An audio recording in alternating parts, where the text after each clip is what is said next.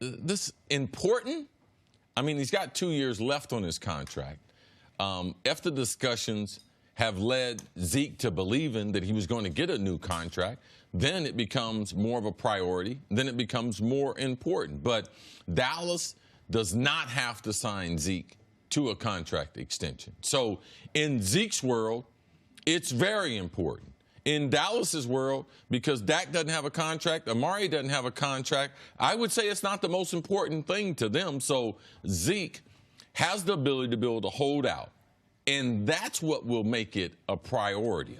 Now, going into there's other things that have to be worked out. It's not a matter of who's the best player.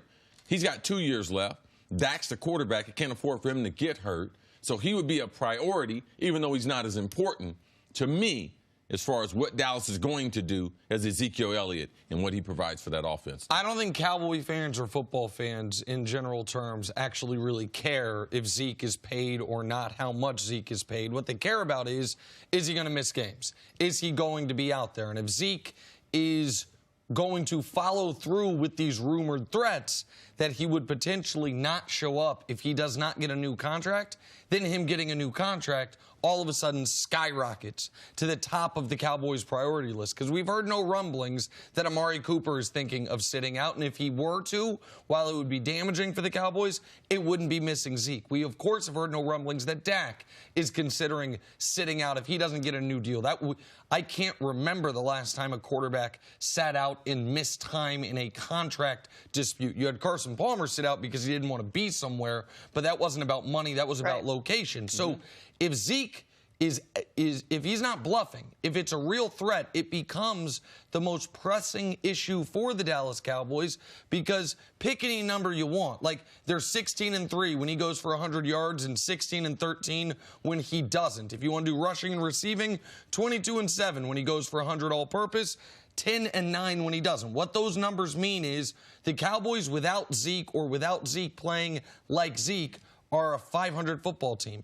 When Zeke plays the way we know he can, they are one of the most dynamic teams in the league. He is that much of a difference maker. And in what I consider to be an incredibly critical year for the Cowboys, you can't afford to have him missing any time, whether it be 1, 2, or 3 games start the season. So, Chris, who's got the leverage here? Is it the Cowboys because they know the off-the-field incidents that Zeke has been involved in and they can maybe hold that over him? Or is it Ezekiel Elliott? Because, like Nick said, he's basically the focal point of that entire offense. Right. I would say that a player being a first-round pick, because he was compensated, he was a top-5 pick, so he was already compensated going in. I would say a player that's a lower draft pick or a free agent and they have success, I think that they have more leverage, because Zeke can't cry poor. He can't cry, you know something? I've never gotten paid. I'm going to hold out to make sure that I have insurance policy. Well, you got paid the first time around. So this is a very difficult situation for Dallas to be able to finesse through, because Jerry Jones, and how I've known Jerry through the last 30 years, Jerry's star players are going to get paid. But in the last couple years, you see Stephen Jones taking over more of that role, making more of the sound bites, comments about players' contracts. And he's a little less emotional than Jerry. He's not as close to the players as Jerry, and starts to bring a little common sense around the Cowboys. And I like that Jerry has this buffer with his son, because I believe ultimately it will help them as far as getting these deals done, Nick. But this era of Cowboys football, if we're being honest, it ended. We didn't know it, but the previous era ended when Tony Romo got hurt before the 2016 season, and this era began with the 2016 draft, with drafting Dak and Zeke. And let's just think about how these years have gone. Year 1 went as perfectly as one could imagine. Dak was 10 times better than anyone realistically expected as a 4th-round rookie. I would have to disagree with you a little bit on that one. Which one? Because remember, I told you said that first year. Oh, up until the regular season. I'll get to the playoff part. Because you said that first year went as good as possible. As anyone could have imagined, until there's about 30 seconds left in that playoff game. Like the Cowboys year 1, you have Dak, who no one had any expectations for, 4th-round pick. Zeke, who people had enormous expectations for. Zeke met him. Dak far exceeded him. They have the best record in the NFC. They have the 1 seed. They execute a 15-point fourth-quarter comeback and tie that game twice. and then lose at the gun on a field goal. So it was so many good feelings. So many things went well. And, Chris, you said at the time, man, I wonder if this will be the closest this team gets. You have all these guys playing at this level, healthy, cheap. You had home field go through Dallas. Couldn't make it happen. Year 2, Zeke suspended. First game of that suspension. They get blown out by Atlanta. That one game was the difference between Atlanta making the playoffs and Dallas making the playoffs. Year 3, first half of the season, you don't have wide receivers. We talked all offseason about how the Cowboys are going to replace Witten and Dez. What are they going to do?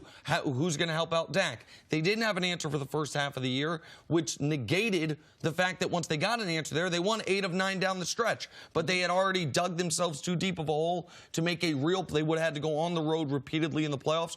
Weren't able to do it. Now you're in year 4. Like, after this, everyone gets paid. After this, the team becomes expensive. After this isn't the young, up-and-coming team it was. So that's where Zeke has leverage, in my opinion.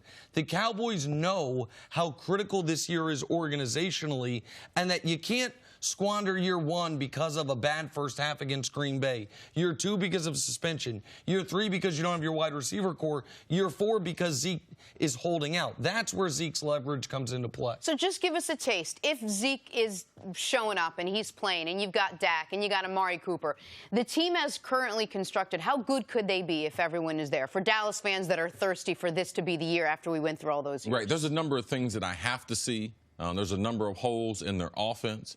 How will they threaten the defense down the field? They're a lot faster with Randall Cobb being in the slot. So their down-the-field passing game, I believe, will be much improved. They have to improve their red zone. Nick has talked about that an awful lot. And from a defensive standpoint, how good are they going to be as far as a pass rush? I mean, they're missing a lot of guys from last year, and the guys they have replacement, how good are they going to be? They should be in the playoffs. I'm not going to get into Super Bowl aspirations because they got too many pieces that you don't know about. So anyone that thinks that Dallas is a Super Bowl favorite right now, they are guessing at best at the end of July to think what this team is going to look like. But they have to continue to improve. Dak's got to improve as far as the passing game for them to be one of the elite teams in the league. Thanks for watching. Subscribe here to get the latest from the show. Also, be sure to check out more of the best clips from First Things First, or go watch a few segments from our other shows on FS1.